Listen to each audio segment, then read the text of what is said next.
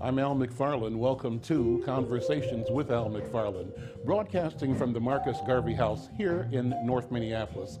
And you know, it's all about the neighborhood. This is a conversation about how we build our community, our neighborhood, house by house, family by family. We're focusing on business creation, business development, economic development, and culture.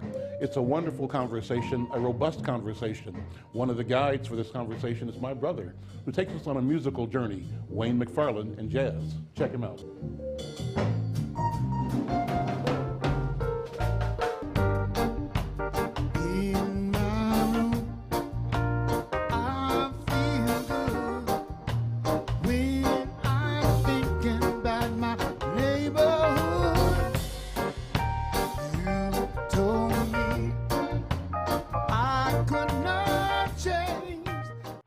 I'm Al McFarland. You're watching Conversations with Al McFarland. Tim Nolan is the editor of Global Peace, a Twin Cities-based information and organizing institution. He's also active in legislative and political affairs. Tim, welcome to Conversations with Al McFarland. Al, it's great to see you again. Global Peace, what's the agenda?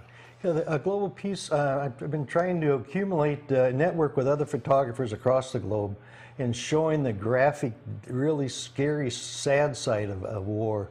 Hopingly that you make people aware of the human side of war, that people become aware, why are we at war? And it's all about profit. And it's just heart-wrenching. The little girl, and the one in particular in Palestine, they were doing a video interview with her. She said, the soldiers killed my mommy and daddy and my brother. The little girl's kind of supporting her, and you'll be okay. Man, it was just, my heart was just torn apart. And recently with the celebration, 63-year celebration, and the people, about 50,000 people gathering around Gaza and Palestine in support. And the Israeli, the IDF, are just brutal, just savagely brutal. What they do to Rachel Corrie is another one that comes to mind. When she tried to get in the way of the bulldozer in protecting these people's homes, was a doctor in that area, and they just bulldozed right over her. And it's just they're people. I'm finding out some of these soldiers are actually given drugs to be able to keep that kind of a pace and actually mask their feelings. And after they give them an R&R, they send them to India and they put them on Viagra. And it's just that trickles back down to us, that we spend over 60-some% of the national budget that goes to war. They never challenge it.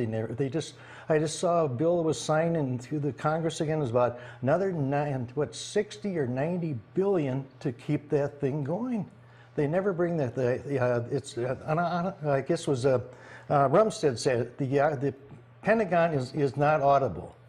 And Cynthia McKinney, when she was still in Congress, was confronting Rumsfeld about his deal, and he just kind of hem-hawed around. He said, "What was the question?" Right. And I had a neat chance to meet Cynthia McKinney when she's campaigning in the last election for the Green Party. I spent a whole day with her, and she told me about how they railroaded her. But we can go on and on with that. What's your sense, though, of the peace movement right now? As you do work for Global Peace, how do you feel our country, our communities are responding to the call for peace, or not? Yeah, I think there's a shift. Talking to some of the metaphysical people, there's a shift. We're coming out of Pisces, and we're getting into the gentle side now, and maybe that'll make enough conscience of the United States. It's got to start locally before it'll affect anything globally.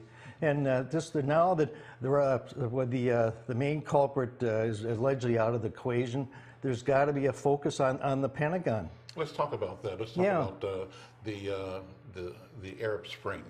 Number one, this emergence of fearlessness among people in North Africa and Arab states. And let's talk about what happened with the capture and the death of Osama bin Laden. How does that figure into how people feel about peace or war-mindedness? I think it kind of like the way the corporate media tried to fabricate that and perpetuate and stuff. It was just kind of a cover all the bases. Now we can get back. We got rid of the terrorists and stuff. And I think it's all hype. It's all hype.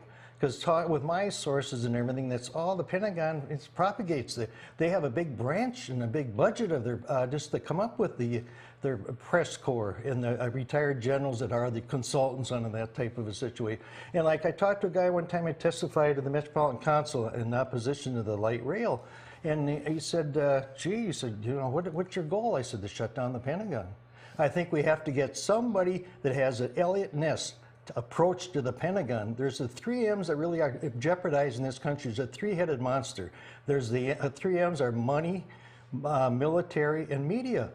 And I call them, the money is the banksters, the Pentagon is the gangsters, and the media is the hucksters. And that's really the reality. Those are the three culprits. Unholy alliance. Yeah, right, Yeah. right, yeah. So you work on other things as well. Yes, I do. Because I'm a survivor of a closed head injury. When I was playing football my sophomore year, I suffered a subdural hematoma, and I survived that. And finding out that I got involved with Brain Injury Association of Minnesota, and spent a lot of time with Jeff and Michelle over at the state, and getting focused on these kids have a physical before they play the sport, and have the proper protection with the helmeting and so on. And then if there is an injury, they got to make sure that they are really capable physically and mentally to get back and play the game.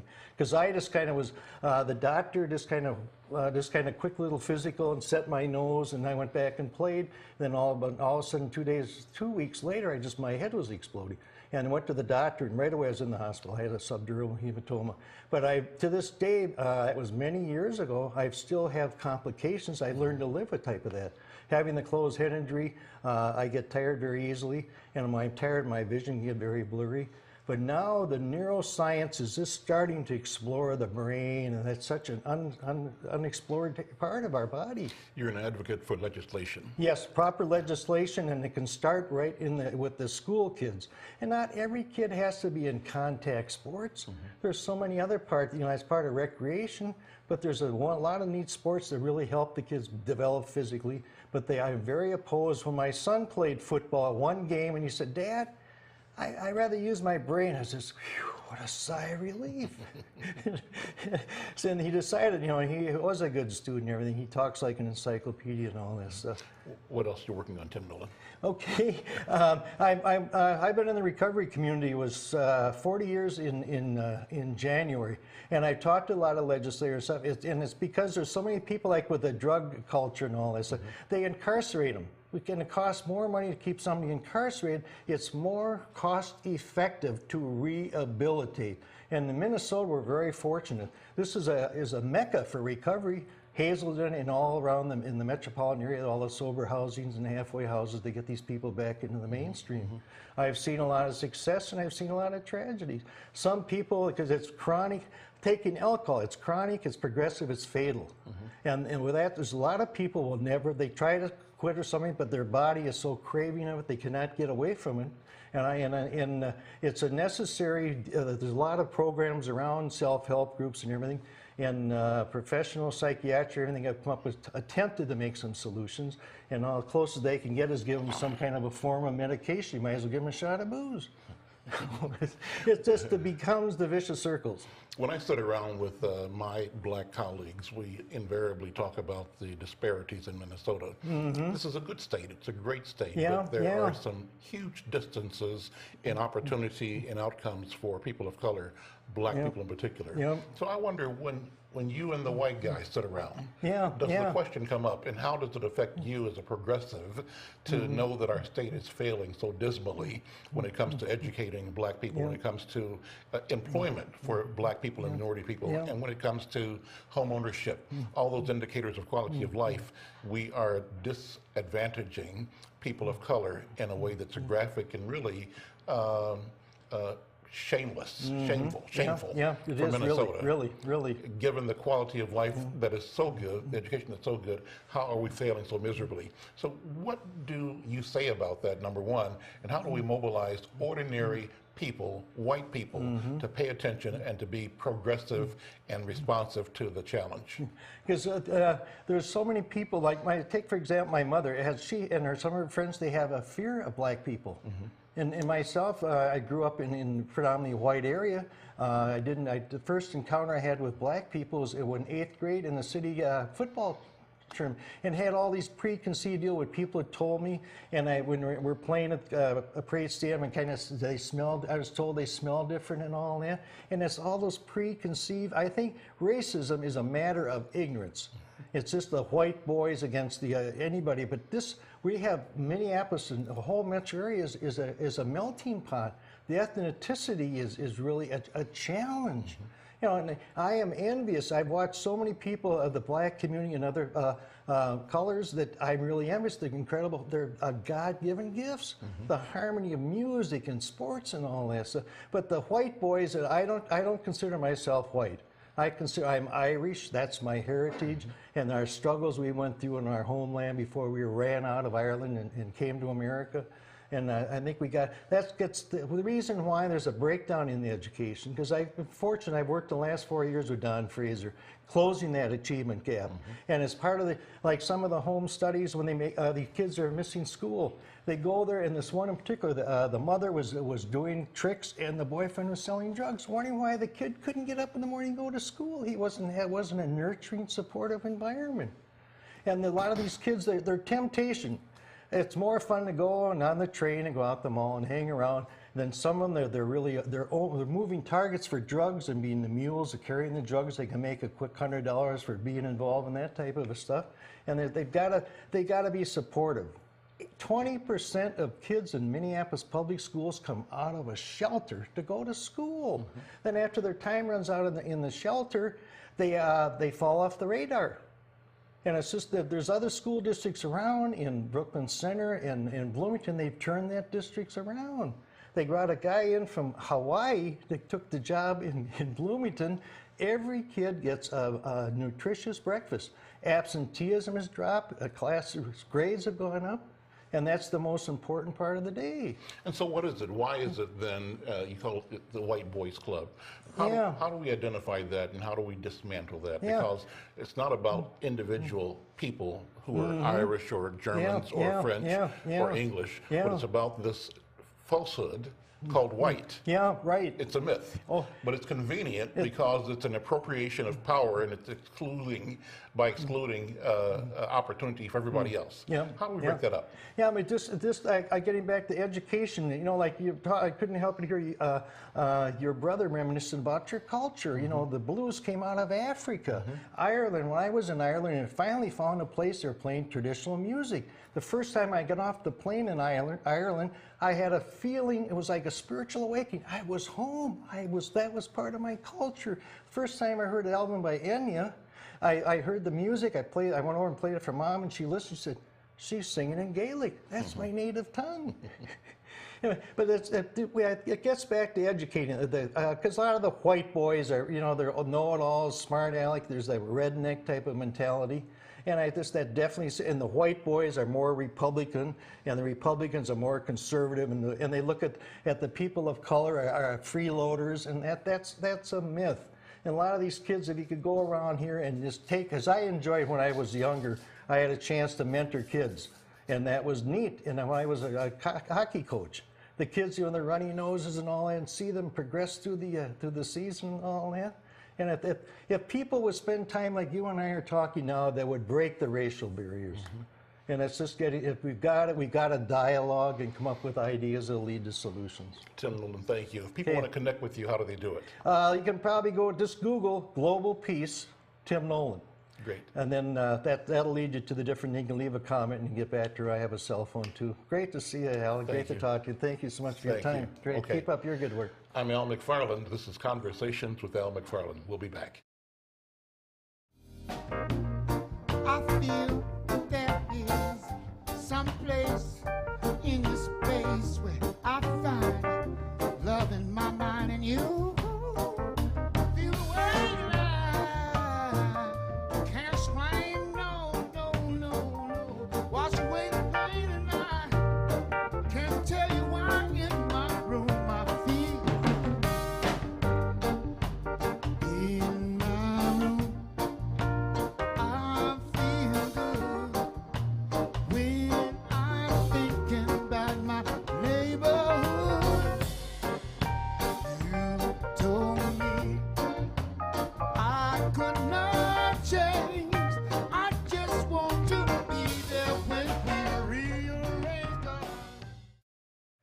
I'm Al McFarland. Welcome to Conversations with Al McFarland.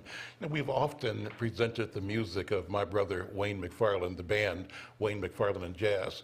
We haven't had a chance to talk about his approach to music and his musical life. So Wayne, this is the day that you and I get a chance to talk, and you do some music as well. Oh, I love that. I love that. And good to see you, by the way. I haven't seen you in a little while. Well, good to see you back from Mexico recently. Yes. Well, you know, you've been a musical leader force in our family.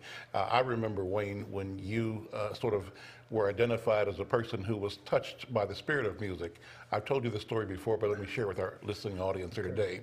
We're in church in Kansas, and we belong to a Pentecostal church, Holy Ghost church, where people shouted and praised, and the room was rich and alive.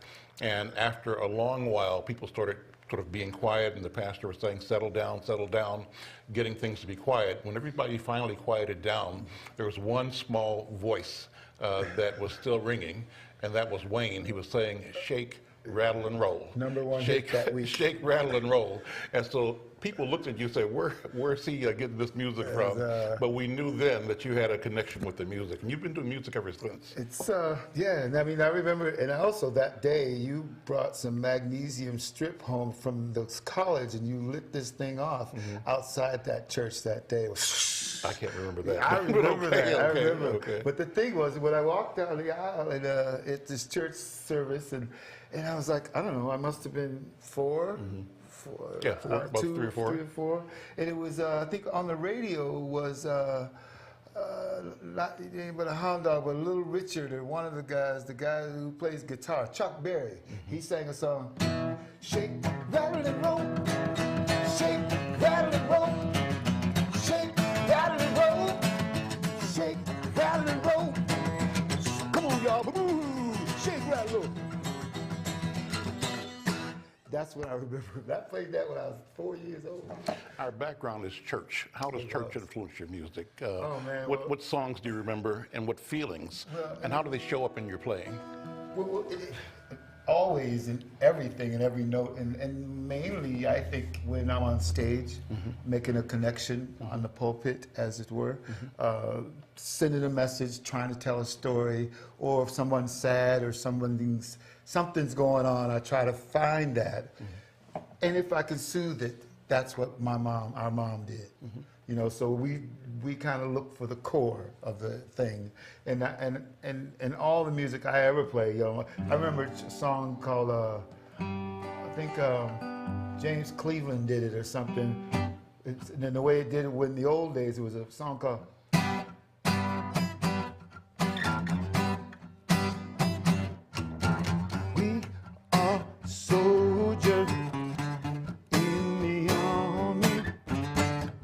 got to fight, although we'll have to die.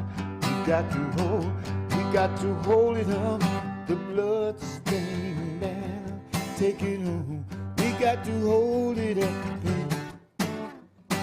And our mom used to sing that all the time. And then years later, as ipso facto, and in life as we grew up, Greg, Juju, Micah, and Roland, Jalita was the drummer, everybody. Roz, Stephanie was the singer, Kathy even, our older sister, eldest sister, she was a singer. And that same song turned into, we are soldiers in God's army.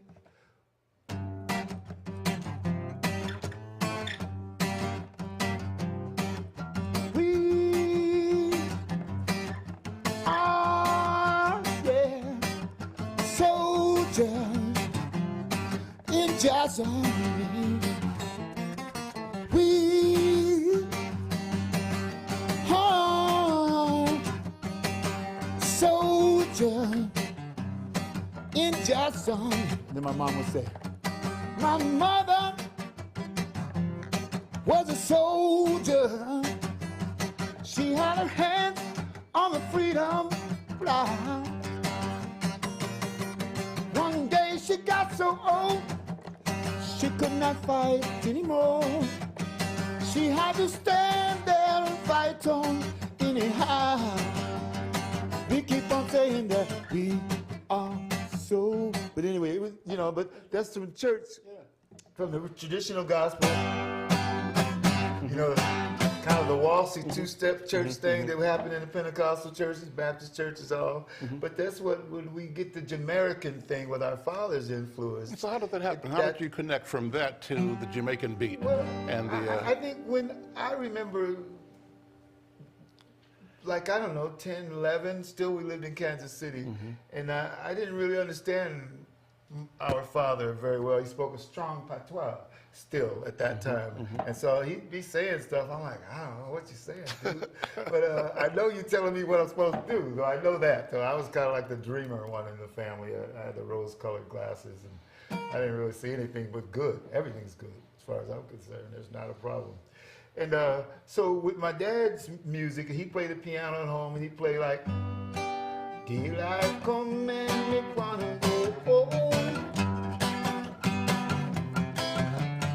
6 feet 4 feet down, down, down. You know, probably knew all those songs. So I learned that from Dad, and the calypso and the reggae. But he knew that old, even helped me with the ska. You know. Ay ay ay, ay ay ay. You're hugging up a big monkey man. Ay ay ay, ay ay ay. You're hugging up a big monkey man. I never saw you, I never called you. You're hugging up a big monkey man. I never talked to you. But anyway, how he blended my father, our father, I'd hear him singing these songs. Then he had the old gospel church songs. And then when my daddy sang them, in Jamaica, or when he was in church, and I think he was a school teacher, elementary school teacher before he got over here, and but he'd sing all those songs like.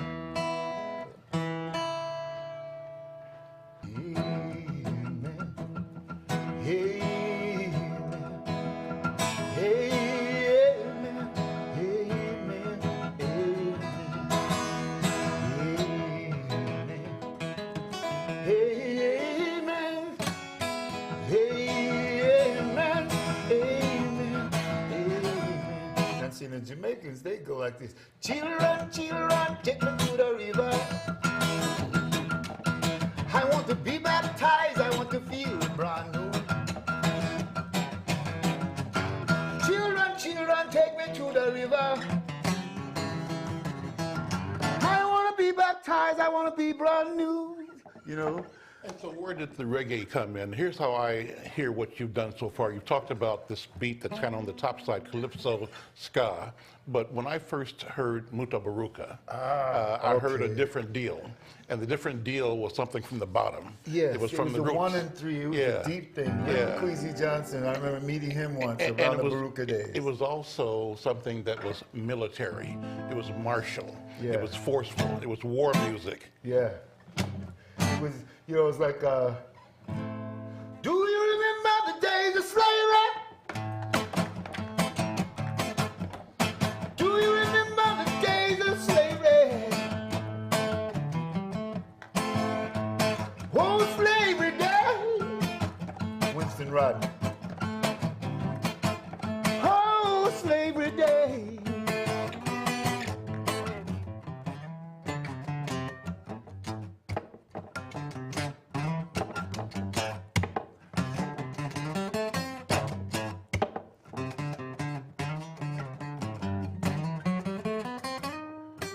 Do you remember the day? Then Muta Baruka and Linton Queasy and those guys that were talking about.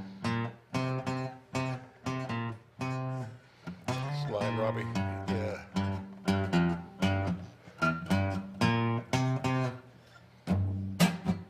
Oh man! But when you got into the military stuff, and then Peter Tosh and Bob, you know, when those guys were teaching me along the way, I remember somehow, I don't know how I got there, but at the university, I don't know if you took me, but I went to Northrop Auditorium and we saw Bob Marley. Okay, knows me.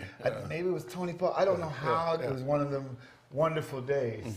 So I don't remember, but it was a good day. But I saw Bob Marley for the first and only time, and it was from then I was clearly I got it. Yeah. I got it. All he's doing is telling the truth. You know, he just told the truth. So, Zion train is coming our way.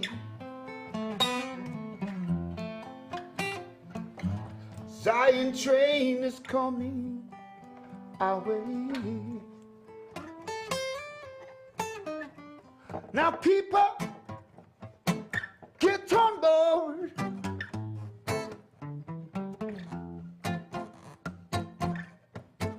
You just thank the Lord.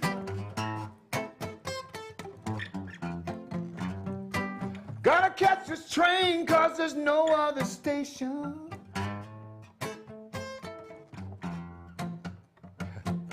Be sure you're going in the right direction. And see, if people could just listen to Bob Marley, and every word he says, in my opinion, he's never been wrong. Right. But and it's like it fits your daily bread. Even today. Even today, everything. Yeah, it's I can go to any song and it has exactly, and all those rules still apply. You know, when they talk about Egypt and all these different, chase those crazy. Chase those crazy. Chase those crazy. Chase those crazy boys out of the yard. But you know, he said, I, oh man, Bob's so awesome. And he just taught me so much about music. And then as I got to travel and stuff with our brothers, it's just, you live it, you breathe it. And you all electrified the country and the Midwest and the world. You went to Japan to participate in an international music competition. But I just remember seeing you here at Duffy's and at Caboose and different venues in town. And every time you played, you were on a mission. One of the messages of the mission was Free Mandela. And you all declared that Mandela will be free and that the world will not stop until, you know, we accomplish freedom for Mandela. And what's interesting about that, I still sing that song, but I had to change the words from Free South Africa. But South Africa is still not absolutely free. That's right. It is still got issues. It's the picture's painted with different colors, but it's still got issues. Just like now, if it's not there, it's still Rwanda, and if it's not there, it's Liberia, it's Sierra Leone, it's you know, it's still somewhere. These things are still happening. It's still not fair. And not that everybody wants democracy. Some people want what they have. And that's all right. Don't mean because I like blue, you gotta like blue. And that's, to me, is a problem that needs to be, well, it has been addressed. You would challenge people from the stage, whose space are you taking up? That's right. Are you taking up space in the human race? Somebody else wants your space. I guarantee you that. What was the feeling behind that thought? Well, there's so many different feelings. Part was a woman, but part was politics and how is a club owner or a political issue. I remember when war started and we were sitting there waiting in the dressing room and we were looking at the TV in Aspen, Colorado, and we're going, they dropped those bombs. They actually dropped those bombs. The whole thing was green. And we're in Aspen, Colorado, whatever that day was, 90-something. And man, I couldn't believe it. We had to go play in front of people and make them happy. And I'm thinking, and then in Aspen, if you've been there, and then they lit fireworks. That was a special night anyway. So then they lit up the mountain. I'm like, this is too surreal. You know, you got a war. I don't know how many people got killed that day. Awe and Thunder or Shock and Awe or something like that, whatever it was. Cutting off the head of the beast. You know, anyway, that's a big subject to go. There's a lot of beasts out there, and wolves in sheep clothes. You remember that Tuesday morning, 9/11, you and I were down here at Lucille's Kitchen. Yes. And we were sitting there playing, and Roger Guinevere, the actor. Roger Guinevere, the actor. Roger Smith. Roger Guinevere Smith, right. Very good friend of ours. Came up, and he was my guest on the show, and he jammed with you. I think you and he sang that day. We but sang. That was the spirit of that moment was something that was infused with the catastrophe that was occurring in New York, and that was the bombing of the towers. And that's the same, and that day it was like obviously a surreal day. Like, I can't believe that just happened. That's not real. It's Yeah. some kind of Yeah. GFI or whatever they call that magical movie stuff. But I'm thinking, wow, and I called my friend in New York who lives like, X blocks from there, and I says, Bennett, get up, look outside. Yeah, he hung up on me. And I called him back and said, Bennett, get up, go outside, man, or turn the TV on or something. You got trouble. I said, you got problems. And he says, whoa. And then but that was that shock and awe. And then, you saying that fire with fire and that eye for an eye, tooth for a tooth stuff, that's a little dangerous. It really is. And, I mean, I love my big book, but you got to be gentle. I don't think everything meant to go like that, but I'm just a guy, What's the spirit of peace and the spirit of love you are driven? You talk about the ladies and relationships all the time in your music. So where does that come from and where is it going? What do you do with that? I think it's really my mother, our mother. She taught us, honey, vinegar. You get more with honey than you will with vinegar. Kill them with kindness. I don't have to be mad and fight them. It's easier to play a song,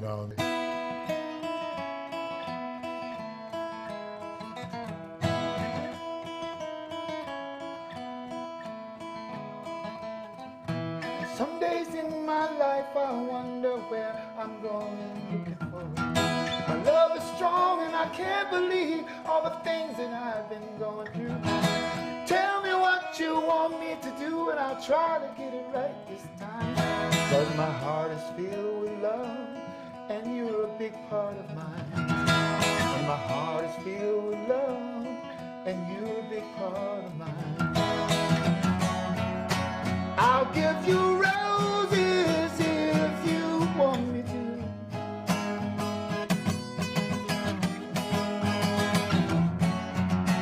I'll do anything you want me to do.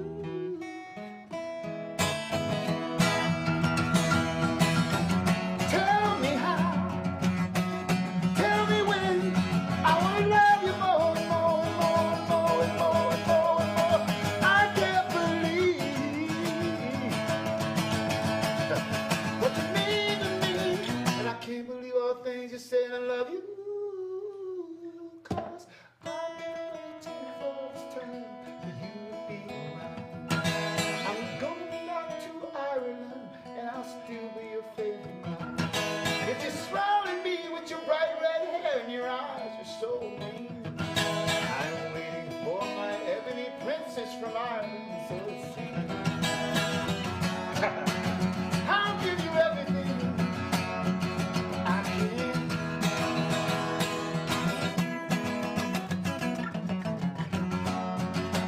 I'll give you everything that I can on this earth.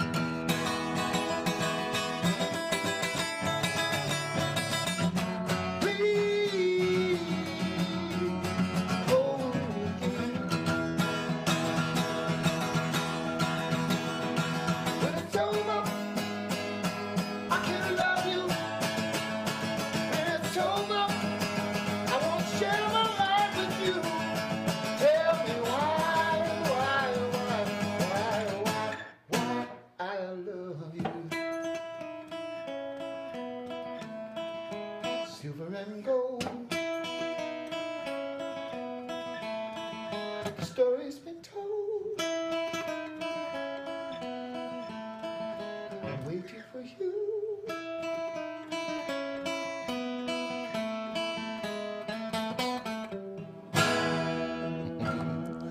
That's great, Wayne. So, Wayne, are you a singer or are you a guitar player? Or are you both? I'm neither. I'm a guy who has to express himself in whatever tools by any means necessary. Whatever it takes. Yeah, so Get the job done. But yeah, I don't profess to be a guitarist. I'm a guitar player, and much different than a guitarist. Okay.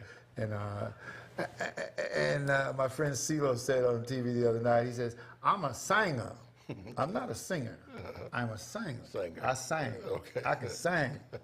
But I'm not necessarily a singer, but I'm certainly a storyteller. That's what. You tell a story in the tune called Sun Shine. Oh, yeah. Tell that story. What's the feeling? You know it? Of course you know it, you wrote it. Do you remember it? Well, actually, a lady named Duffy, she wrote it for Al Green. Ah. Al Green didn't want to use it, so she gave it to me. Debbie Duffy. We did it for Branford Marsalis played on this. Richard T. played on this. Leon on the Tonight Show. So many big people played on it.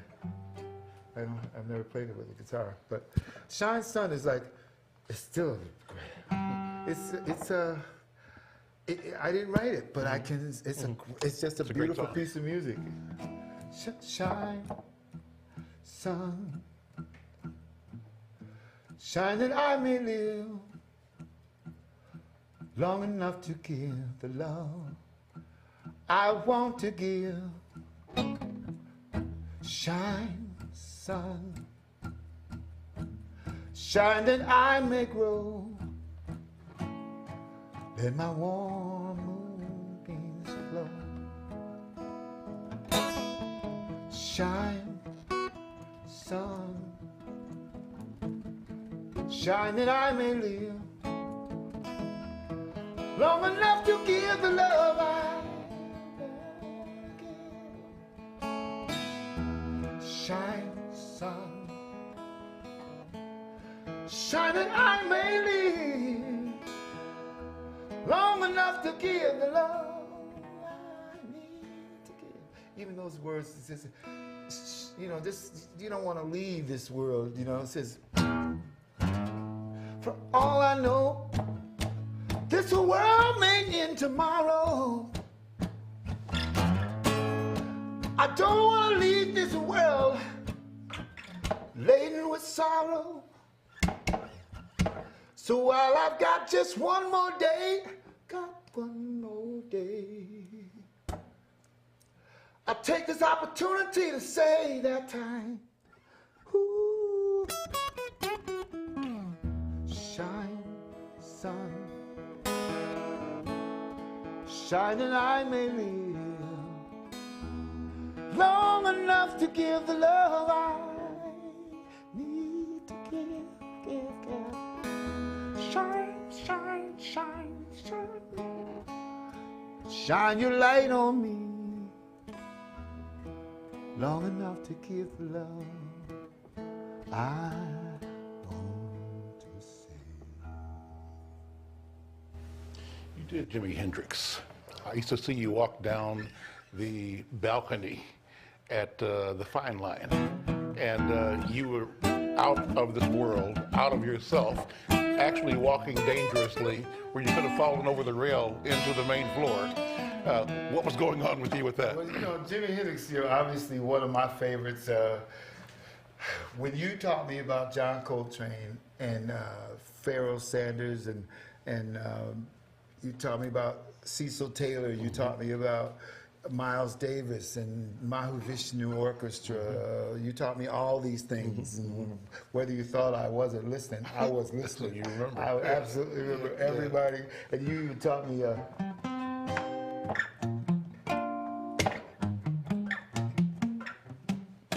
He taught me this.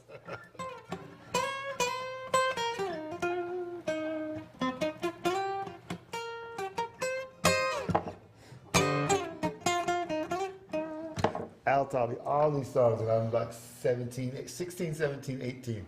Then as I got older, remember they would never leave. And the Hendrixes as well came in that world.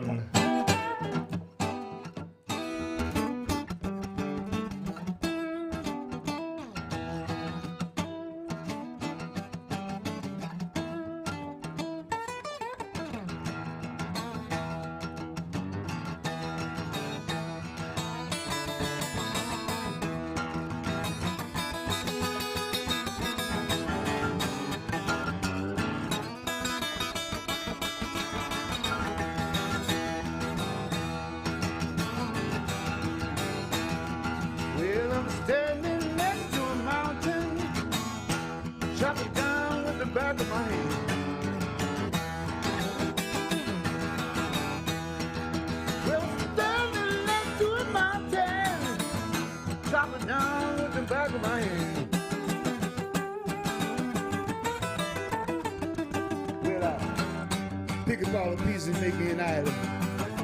I might even raise a little sand. Raise a little sand. Cause I'm a voodoo child. Lord knows I'm a voodoo child. Yeah, but pick up my axe and fat like a bottle.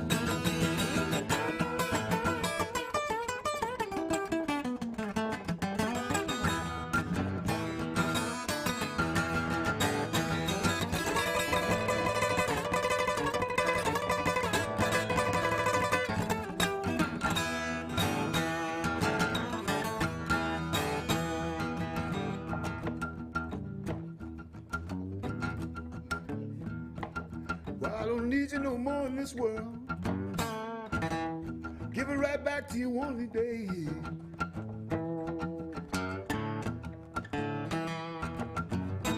Don't need you no more in this world. Give it right back to you one day.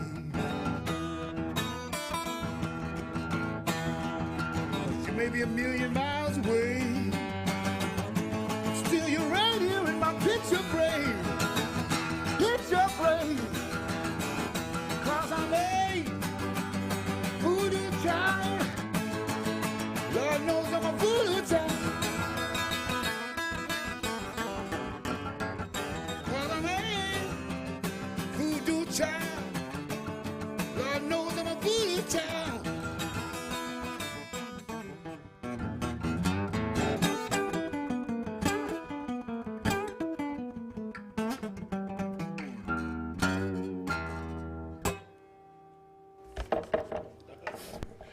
So then Robert Johnson takes it on further back, right? And I went down to the crossroads just to see my baby there.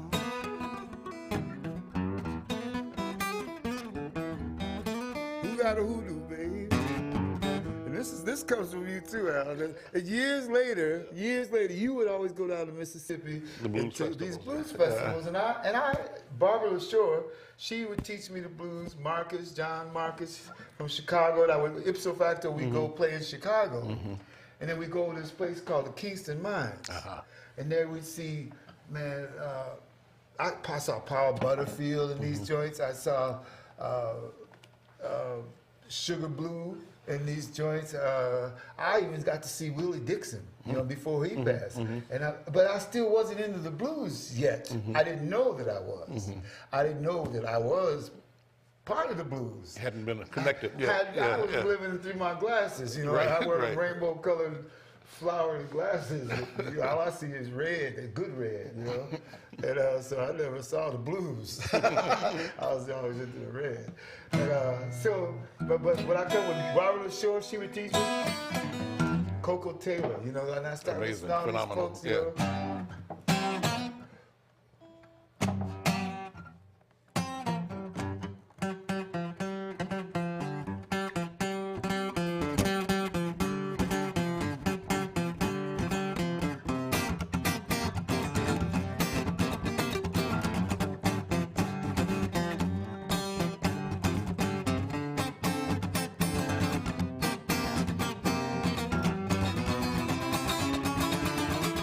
I went down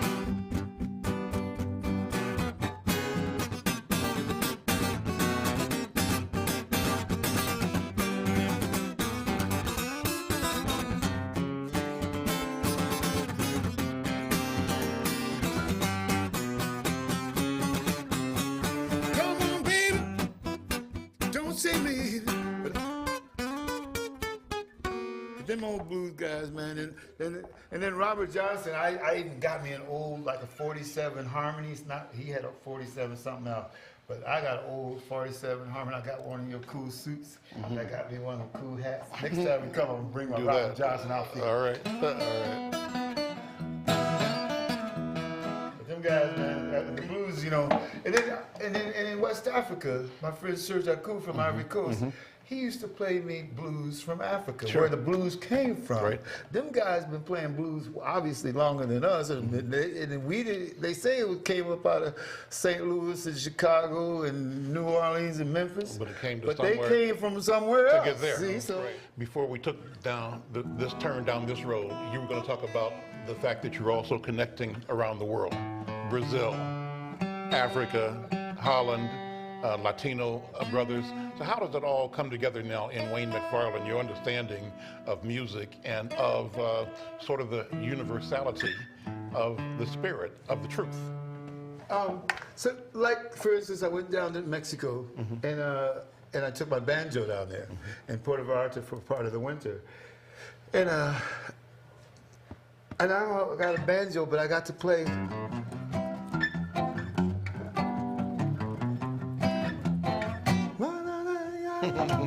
But I learned, then these little kids, they would follow me around, and I'd follow them around, trying to learn, you know, get them to help me sing and teach me Spanish.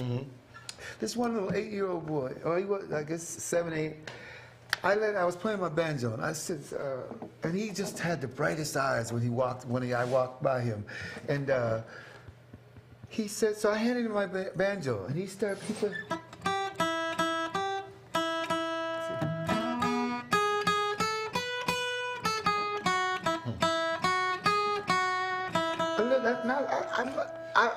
I said, well, I know that song. Yep. I can't believe it. It's a little 6 or 7-year-old boy. So I had to go home and learn it, you know, come up with a way.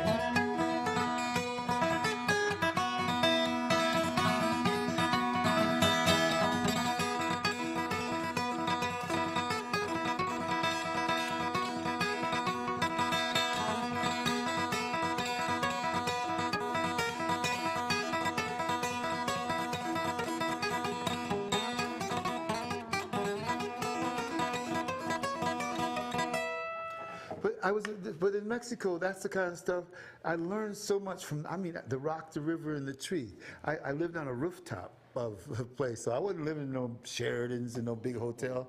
I lived 57 steps to get up to my apartment, and so in order to eat, you walk, and then you got to go play. Right. Then you got to get your money. Yeah. Then you got to walk back the house, and then you got to go back up the steps. Yeah. And man, it was great. Everybody should go on some sort of pilgrimage or whatever a vision quest. You have to work for your food every day. You don't get nothing. You get day by day. Day by day. You know, they no credit cards. And that's the way it is in most of the world. You know what I most mean? people are connected, And in America, we certainly can go to McDonald's or get in the car and pay for gas. You know, like you talked on the today on the I was going to say that about driving 4 blocks. 4 blocks. I was listening. Thank you. You know, I talked about the problem that we need to be less sedentary and more mobile. Yes. We should use bicycles. We should use our feet. We should walk. Yeah. And walking really builds community, creates community. And I think so because people watch each other, not to be watched, but just to join in union. I mean, I talk to my neighbors, like, and I don't even, well, most of them I know, but I want to know them all. I don't want to appear nosy, but I just want to say, hey, I'm here and I'm watching for you. Yeah, right. You know, you can, we just together. watch for us. Yeah, we're holding our little space, you know, our little village. And then so like when I got to go to Ireland, I learned stuff about them. I would get in conversations with a Catholic and a Protestant in the same room, and they're young, they're only 18, 19 years old, and they would explain to them, they weren't mad. The young kids weren't upset, but the older people, the generations of whatever it is, and like I think today the Queen was there, and the first time in 112 years that she's ever showed up back there. So that's weird too, and I don't, whatever. That's just weird. But then in Brazil, I got to learn learn stuff and watch different instruments, and it's just amazing, and it's so important, I think, to travel. And since I didn't have like a job at 3M or Best Buy where I get 2 weeks vacation, I had to kind of like go play. Right, do it and work. That's my vacation, is it's working. And so let's close on this thought here.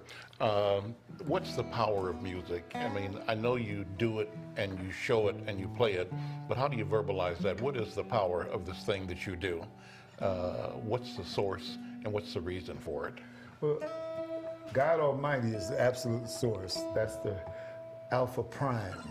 You know, that's the main number equation, and that takes care of most of things. Everything. Then you still gotta go out in the branches.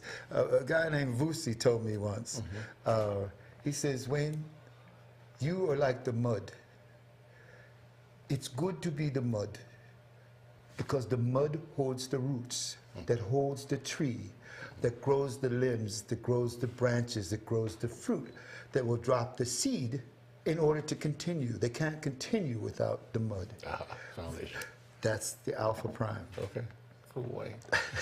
Do something to close the show with. Thank you. Good to talk to you, man. Good to have this conversation on tape.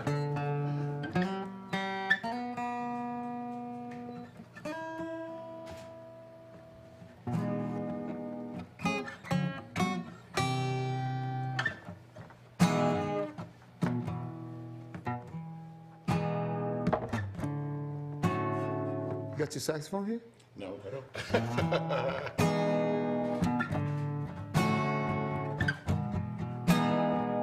But you remember the words. The Creator has a master plan, peace and happiness for all the land. The Creator has but one demand, peace and happiness for all the land. Yeah.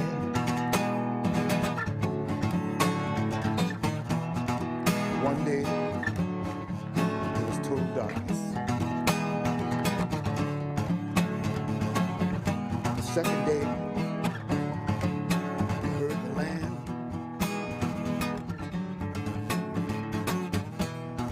On the third day, there was a breeze blowing.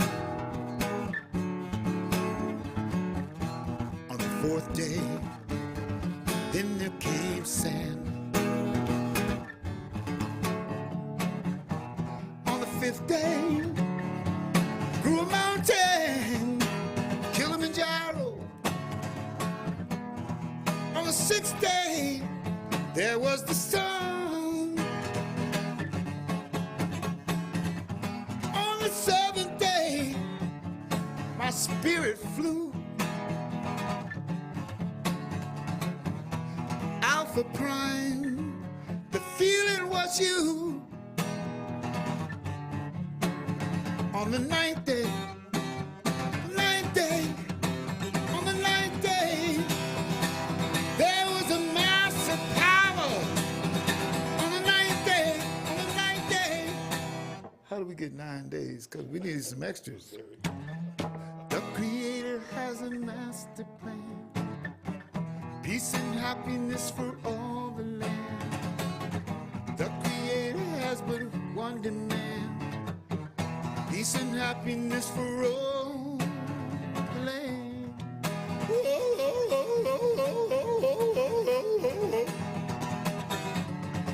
Yeah.